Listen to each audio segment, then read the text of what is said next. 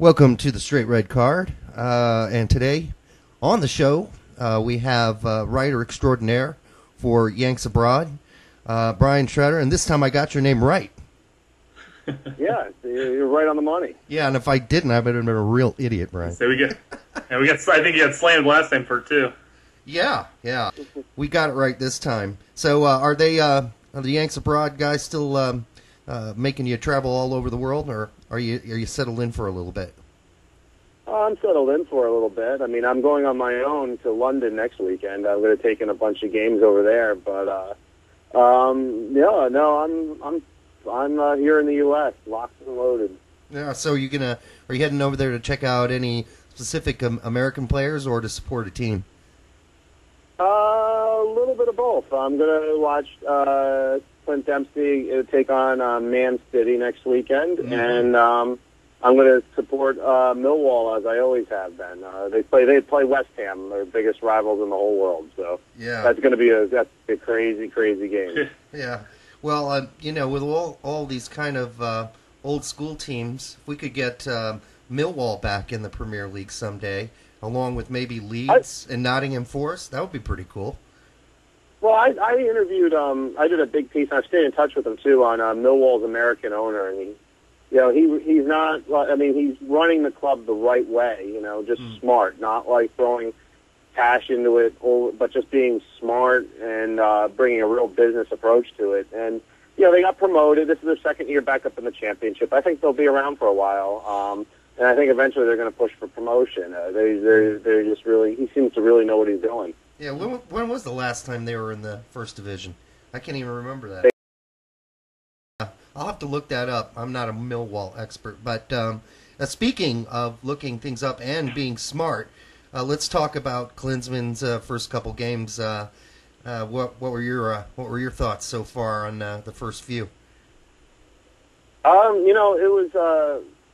Obviously the results were not very good, and there were some stretches of good play, but there's things that are really going to have to be looked at and worked on and stuff.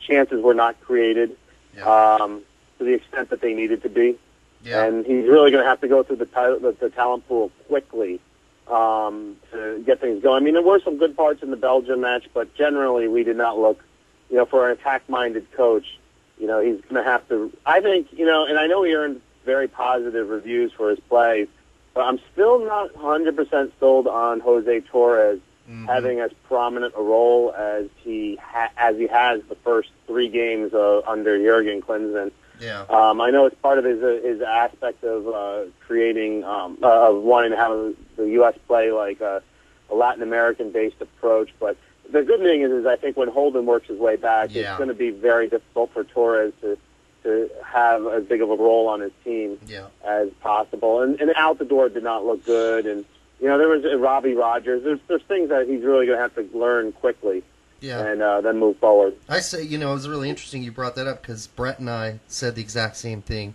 last week about Holden, which is once he's back, I don't know whether or not Torres is going to see a lot of the field because Holden can do a lot of the things that Torres does. And in some ways, he's more of a box-to-box midfielder. And well, Torres, what Holden's going to do better is that he has the passing skills of Torres, but when he loses the ball, Holden is extraordinarily good defensively and can really win the ball back. Right. In terms of the possession. So it's not just holding the ball, but it's also winning the ball back, and that's going to be good. And and then like I said, he's really going to have to.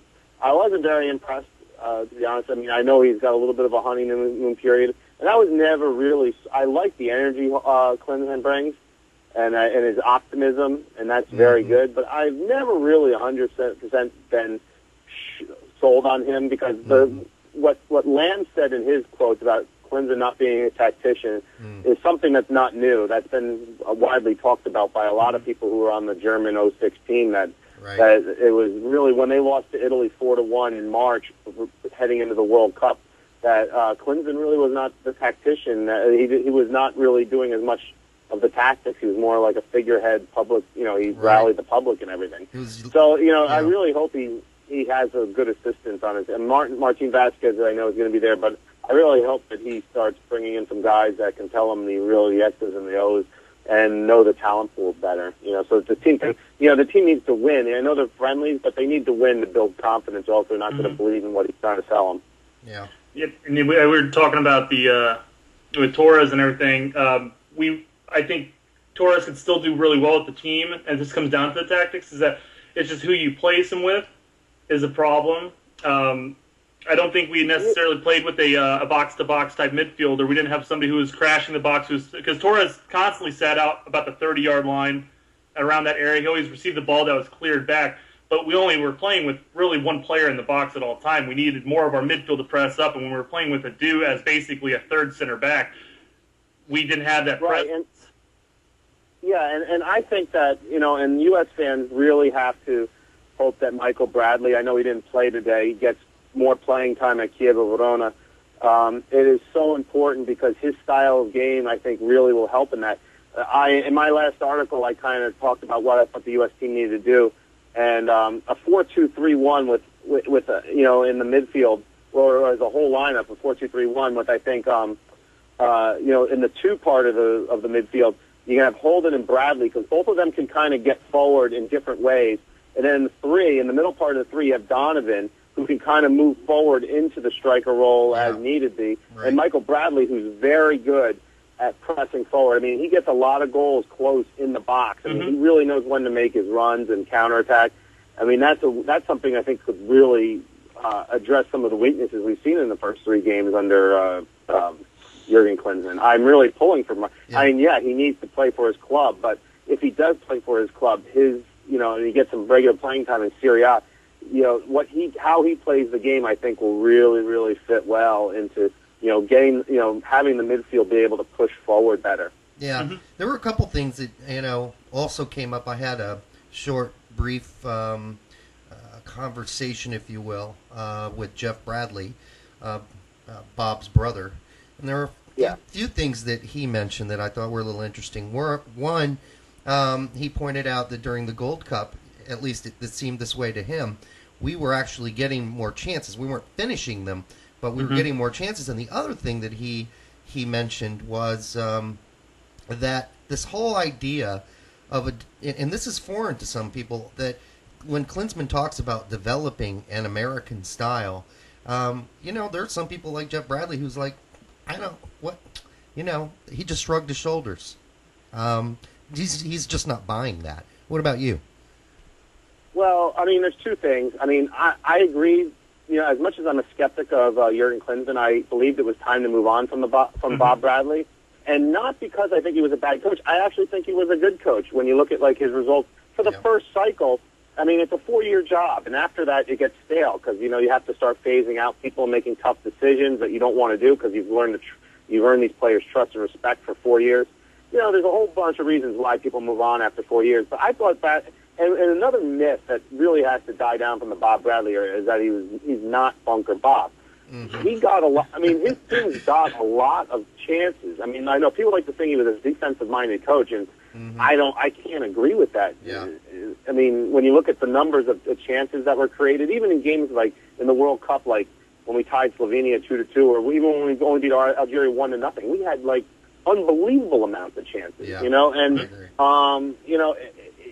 Finishing, I mean, we need to finish better, but, the American style is tough because it's such a big country. No country, we're divided all over the place, and, state to state, too many different coaches. We have a lot of foreign youth coaches now. Yeah. Kids are going to develop on their own. It's about, there's never going to be anyone who's trying to think that there's going to be one set American style of play. Yeah. Is anyone who thinks that they're going to transform or create an American style is biting off more than they can do. Yeah, to be honest with you. I mean, teams here in the Midwest play completely different than teams over in California, and they play differently than in Texas. We don't have a uniform setup, and that's a good thing. I mean, that gives us more dimensions. We can kind of become like a chameleon and play a couple different kind of styles too. Right. I mean, look, the one thing Klinsmann really has to, he gives all his press conferences, he starts talking about changing youth development, changing soccer culture, changing this, changing like these huge ideas. He's an ideas guy, no doubt about it. And and he's critical of certain ODP programs and everything. But he's a national team coach. His job is to coach the U.S. national team. I mean, that's it's getting lost a little bit what his job is. I mean, it's one team he has to lead. These grand ideas are great, and I agree with him on a lot of things. But it seems like he's thinking way too big right now. At some point, it appears. Yeah, it does, and it seems like maybe sometimes he needs to get down to the X's and O's just a little more, to use a football term.